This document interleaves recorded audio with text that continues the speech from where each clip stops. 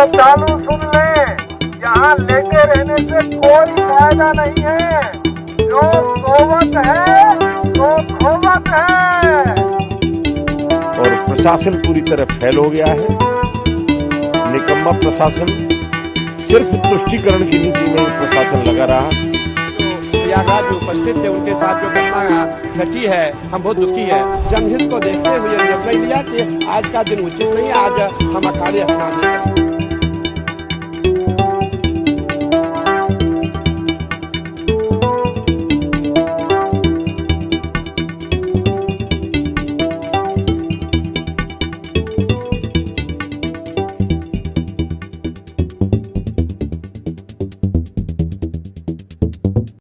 साथियों, 29 जनवरी 2025 प्रयागराज के अंदर महाकुंभ में जो भगदड़ मची, मौनी अमावस्या के दिन, उस भगदड़ में जो जाने गई, जिन्होंने अपनों को खोया, जो घायल हुए, उसकी चर्चा आज देश और दुनिया की सोशल मीडिया में खूब वायरल हुई। कहने के लिए रवीश कुमार कहते हैं, रवीश कुमार याद दिलाते हैं कि वर्ष 2017 में भारत के प्रधानमंत्री मोदी जी ने कहा कि अब कोई वीआईपी कल्चर नहीं चलेगा, वीआईपी की जगह ईपीआई होगा। ईपीआई का मतलब एवरी पर्सन इम्पॉर्टेंट, यानी हमारे लिए हर व्यक्ति महत्वपूर्ण है, हर व्यक्ति बराबर। वहीं 2024 में उत्तर प्रदेश के मुख्यमंत्री योगी जी ने कहा कि अब को किसी भी तरह का वीआईपी ट्रीटमेंट या वीआईपी कल्चर नहीं चलेगा। लेकिन इन सब के बावजूद भी महाकुंभ लगने के बाद से जिस तरह से वीवीआईपी, वीआईपी लोगों का आना जाना, पास वितरित होना, एक तरफ श्रद्धालु लाखों लाख की संख्या में जहां प्रयागराज में महाकुंभ में स्नान करने पहुंच रहे थे, वहीं देश के बड़े फिल्म सेलिब्रिटी, खिलाड़ी, बड़े उद्योगपति, नेता, इस तरह के वीआईपी का डेली आना जाना था। प्रशासन लगा हुआ था उनको संभालने में, और मीडिया अपने तरह से उसका विश्लेषण करते हुए एक एक वीआईपी पर्सन को दिखा रहा था।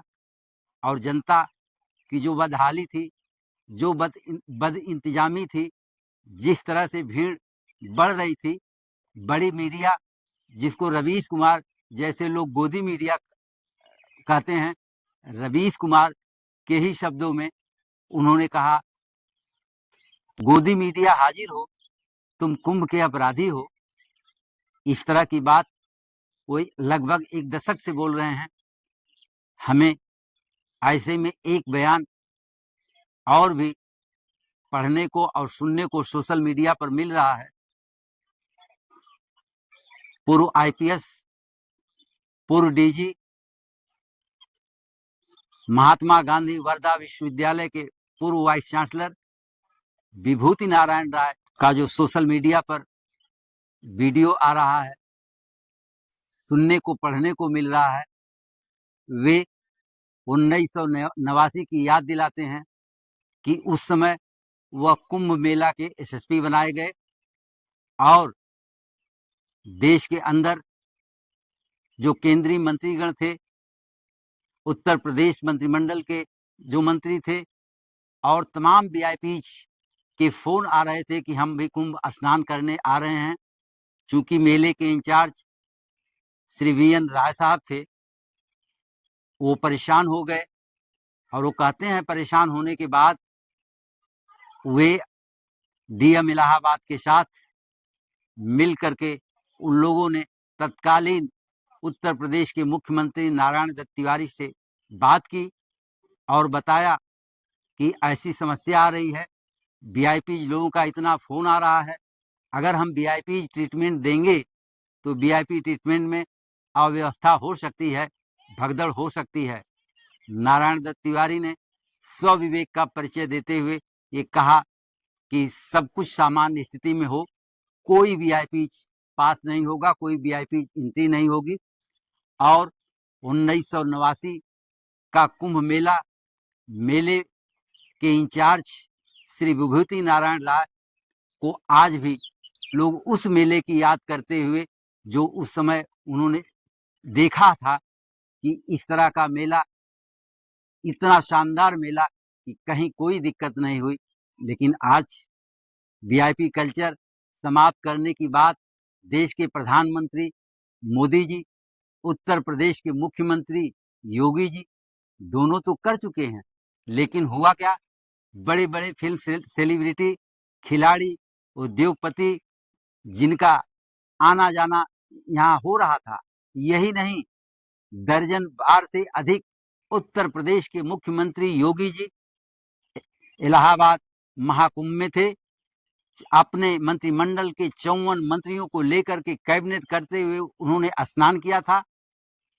और सबको पता है, किसी जिले में, किसी स्थान पर चीफ मिनिस्टर का जाना हो, प्रधानमंत्री का जाना हो, गृह मंत्री का जाना हो, तो उसकी तैयारियों में 10 दिन 15 दिन लगते हैं तैयारी करने में, और उसको संपन्न कराने में अधिकारियों की, कर्मचारियों की, पुलिस विभाग की, प्रशासन की जो भूमिका होती है, जो कार्य होता है, वो बहुत ही कठिन होता है।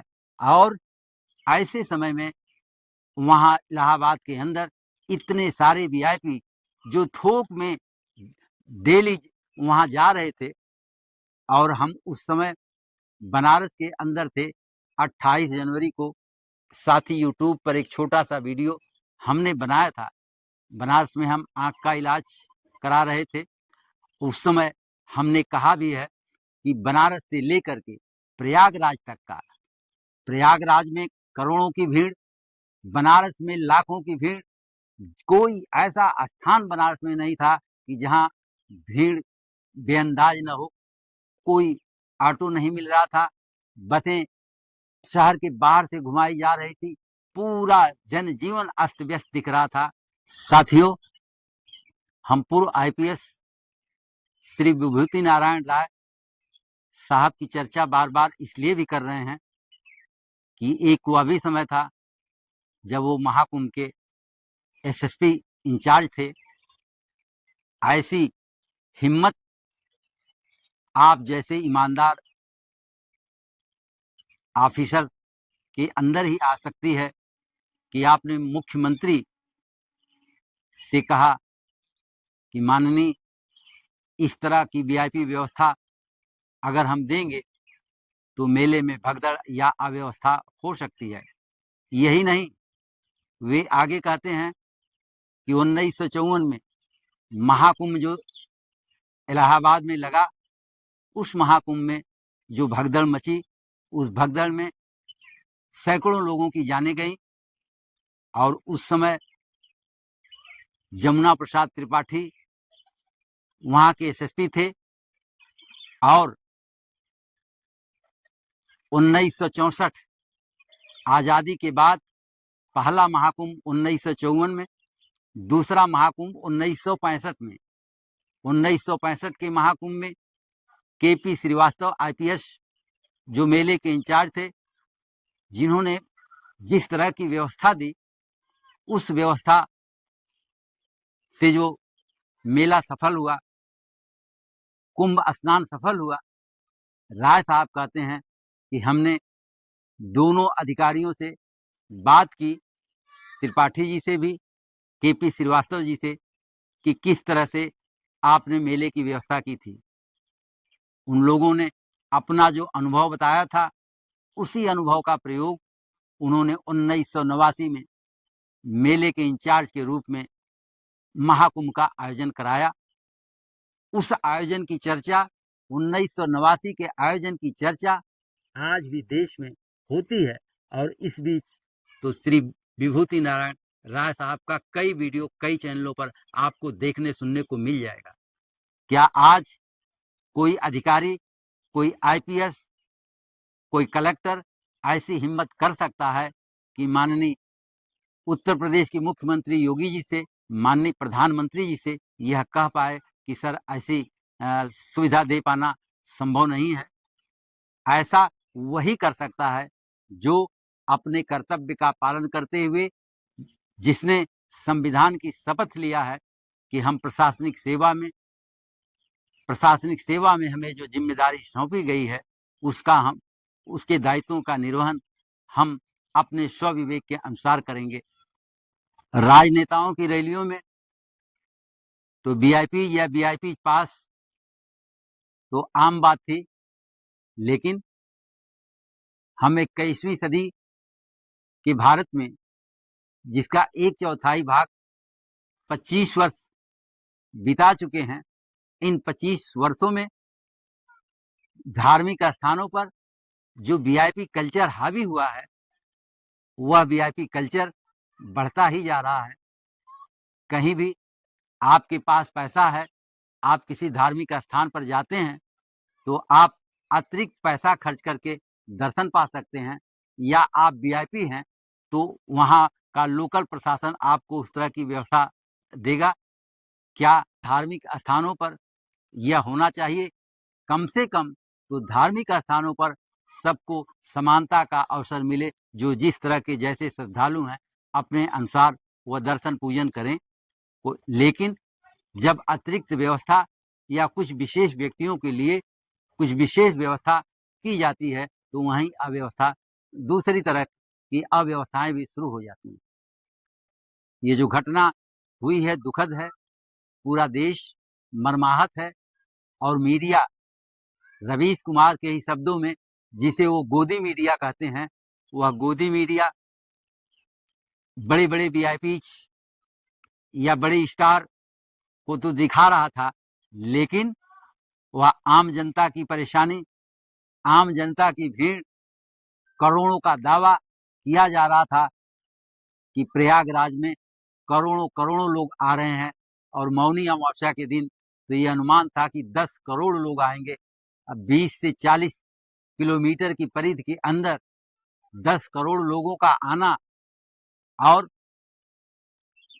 कुंभ के अंदर एक ही रास्ते से जाना और उसी रास्ते से वापस आना, जिस तरह की व्यवस्था थी, और जो रुक करके इंतजार कर रहे थे श्रद्धालु, और भीड़ इतनी अनियंत्रित हो गई कि मेले के कमिश्नर विजय विश्वास पंत जी ने घोषणा भी किया कि मेले में भगदड़ की संभावना है और भगदड़ हो सकती है, कृपया आप जल्दी जल्दी स्नान करके बाहर निकलें।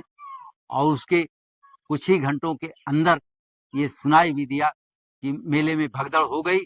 दूसरे दिन, जिसे गोदी मीडिया कहते हैं, गोदी मीडिया के बड़े बड़े एंकर कोई बताने को तैयार नहीं था कि ये हादसा हुआ, इस हादसे में कितने लोगों ने जाने गंवाई, क्या नुकसान हुआ। लगभग 20 घंटे लग गए, घोषणा हुई कि 30 लोगों के मरने की और कुछ लोगों के घायल होने की आधिकारिक जानकारी दी गई, और उस समय भी बड़ा मीडिया खामोश था।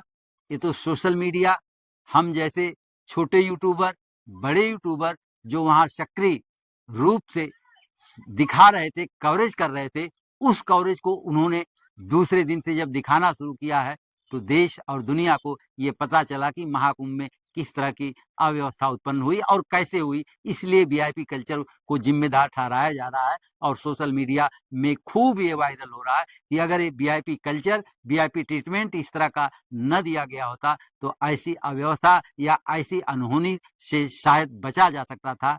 और यह न कर पाने के कारण प्रशासन फेलेवर हुआ।